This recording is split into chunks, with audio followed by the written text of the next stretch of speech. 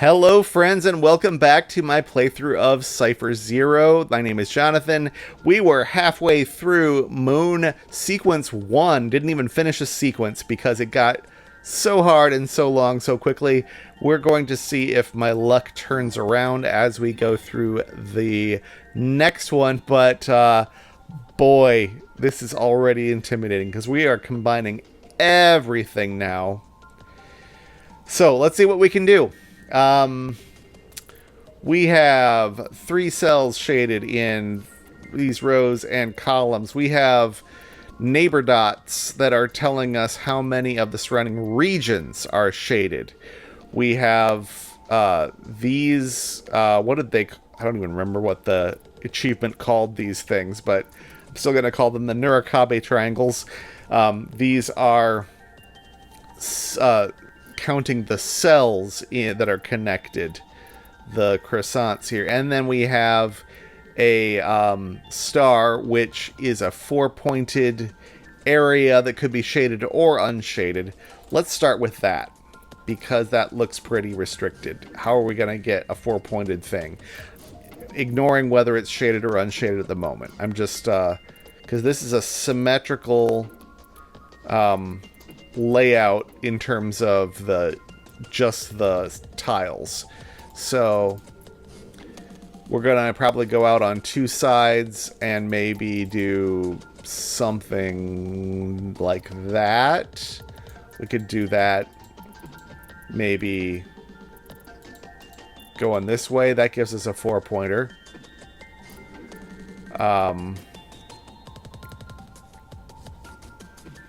That might be a reasonable place to start. Then we would need these 2 to be shaded to make this column work. We need 2 more in this row, and that breaks it, actually. So it's not this exactly with these prongs. Could we have... So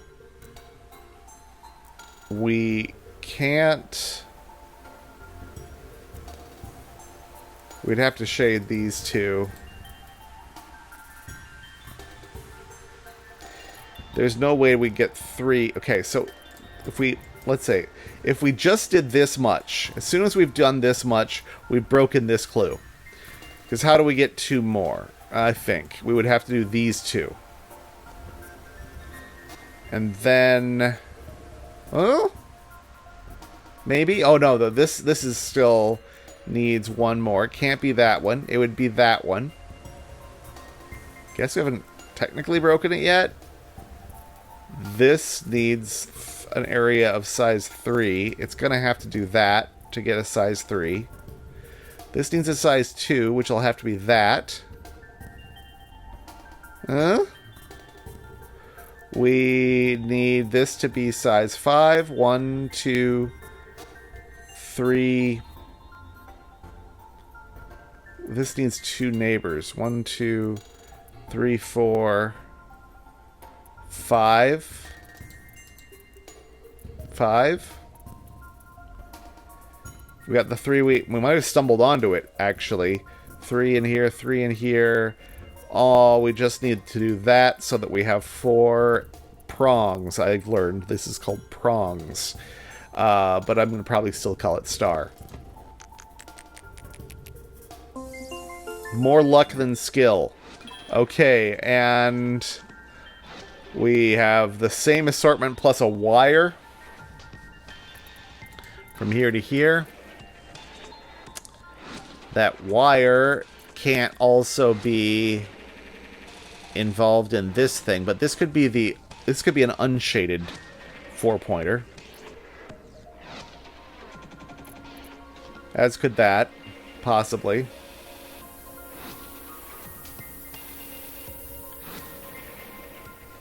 Okay, so what do we have in terms of area? 3, oh, not very much at all.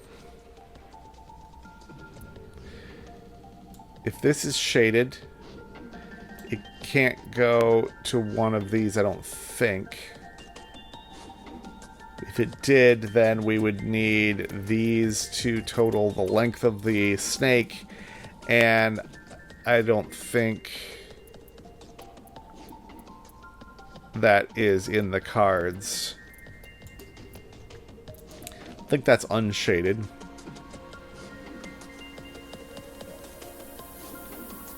This one, if it's shaded, it's got to stay away from the snake. Probably like something like that to keep it isolated.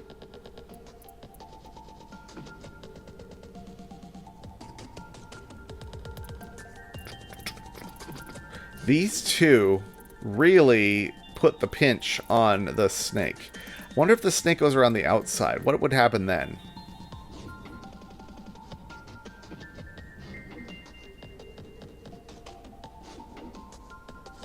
I bet it has to go through and provide some texture for these to latch on to for their 4 prongs. Like, what if we went out and, like, did something like that? This one's happy. This could be happy if that's shaded.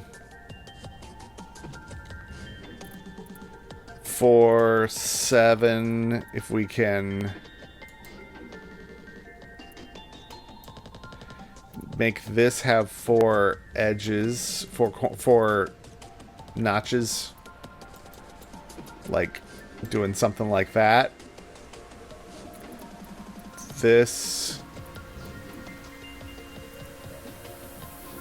right here is an issue. 2, 3, 1, 2, 3, 4.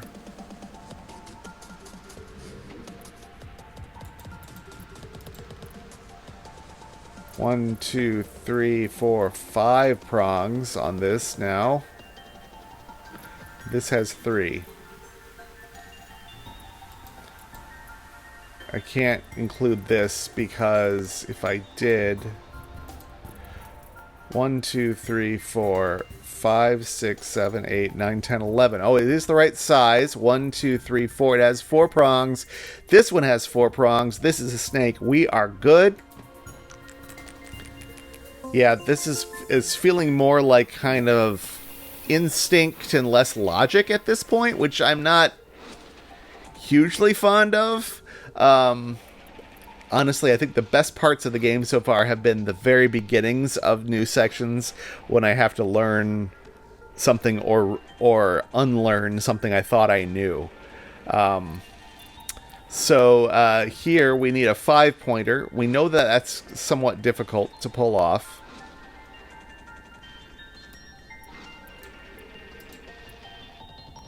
It, like, could be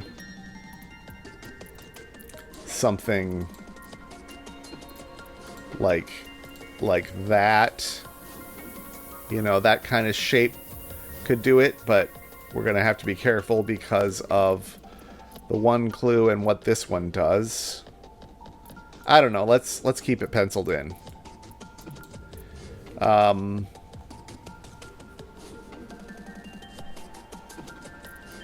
What does that do for this? 1, 2... I mean, this is broken, but deal with that in a moment.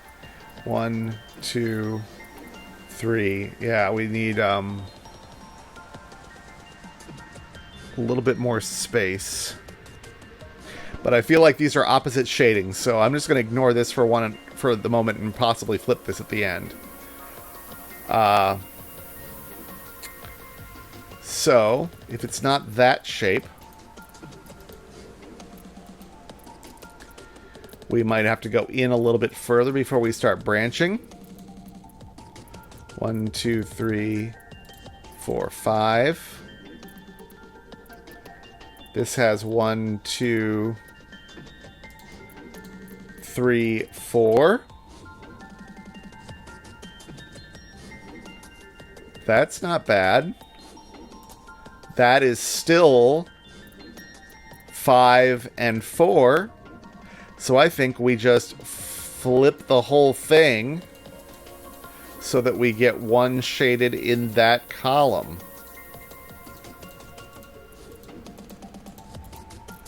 Let's look at it again. 4, 5, and that is a goal.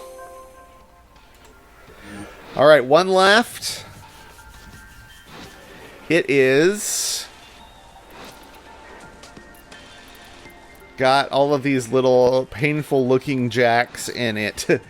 And a snake. So, we know the snake is obviously shaded. Can we unshade stuff around this? We're going to need to wind around these somehow. Let's wind around this one so that it is the right shape.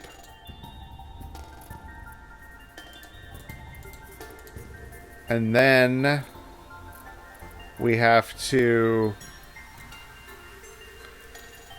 make this into... I want to do that somehow to make this into the right shape.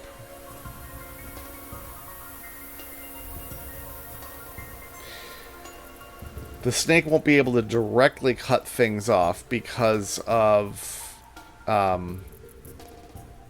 if we were separating two things, they would have to be the same color.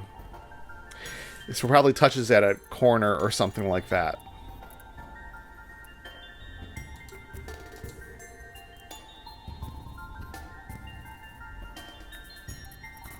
I like this idea.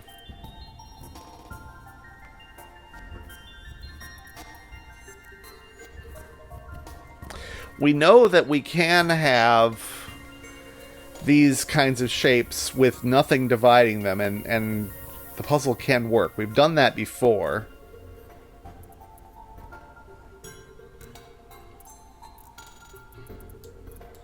The problem is, if we go around the same side of two of these, that forces these to be the same color, which seems bad, because we'll never be able to divide them.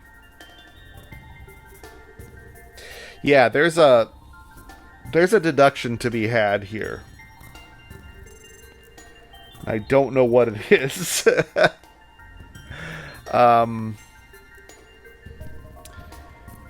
It's telling me that this needs to separate these somehow, I feel. Or not touch one of them at all. Because this definitely touches two regions. Therefore, they both have to be unshaded, and we wouldn't be able to ever separate them from each other, because in doing so, we would make a fork in this snake. So the snake can't come along the side of two... along the same side of two of these. Without having there be a diagonal, which is what it's going to be. So, back to this idea.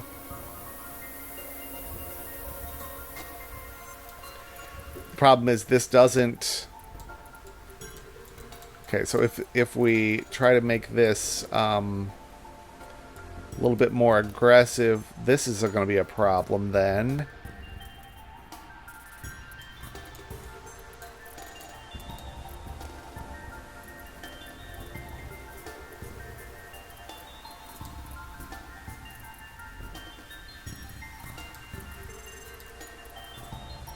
Something like that, but then we really have to hit a corner to make that work.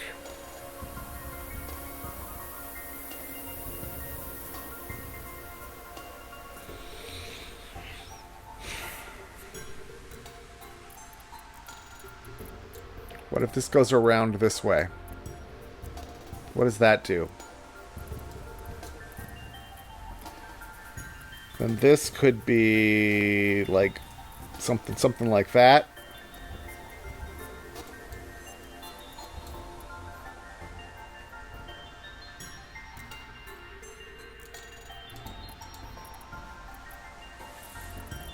I don't see a way of avoiding this problem.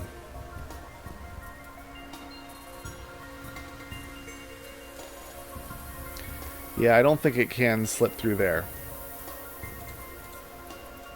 I'm saying a lot of I don't think because this is very hard to get my head around.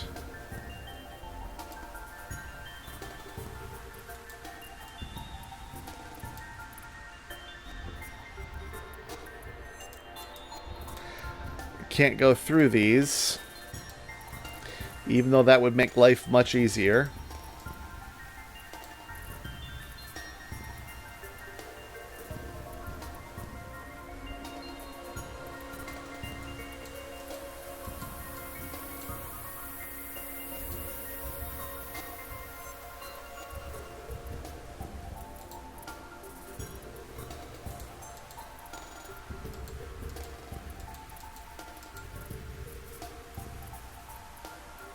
Yeah, I really think that this is completely dooms us if we put two along the edge like that.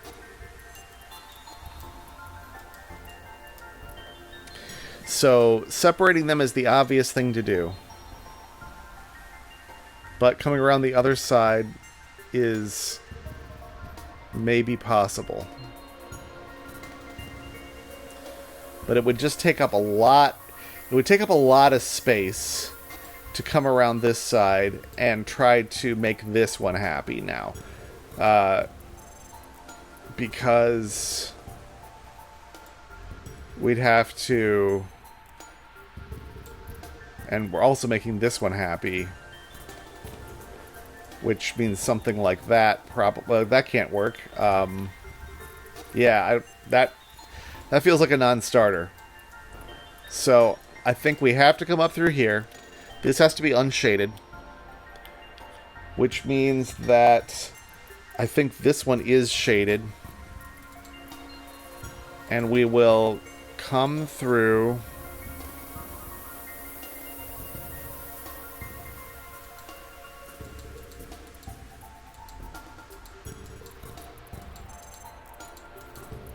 Come through here? No, because then this one gets stranded. Oh, we were on a bit of a streak, and all of a sudden I've stumbled at the last hurdle.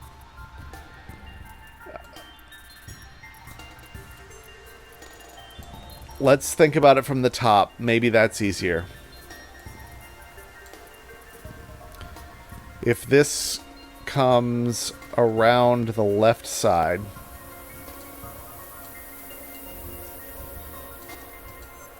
can we make that one happy? I mean, it's going to take up a lot of space if we try to do something like that. If we come around this side...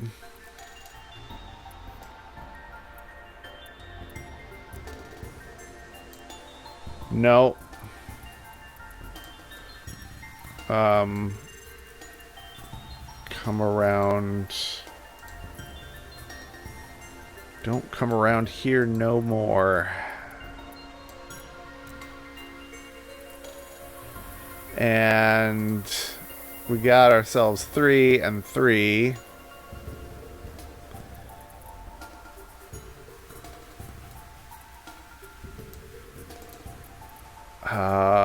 This almost would have to do that. I mean, close-ish, but not close enough.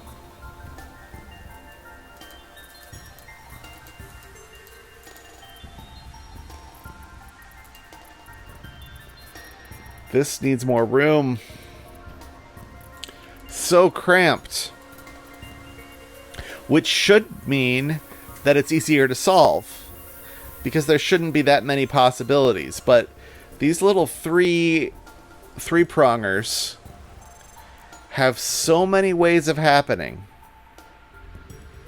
Surprising number of ways of happening.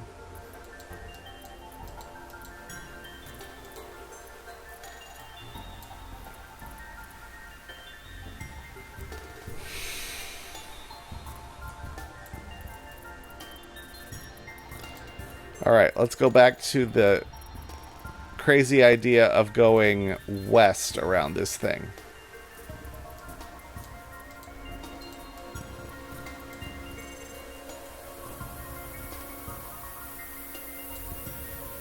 Then this needs to be something like this.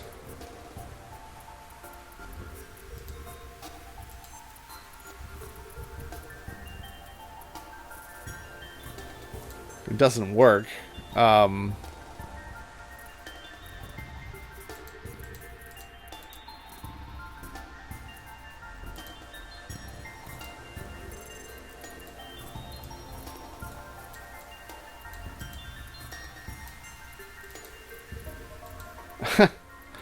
Because I'm touching the snake down here if I do that.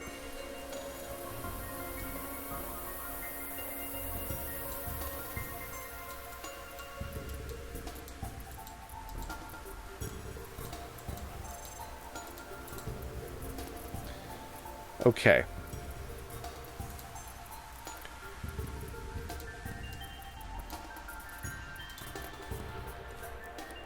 This is close. Negative space, positive space. This just needs to become a T for that to work, which we can do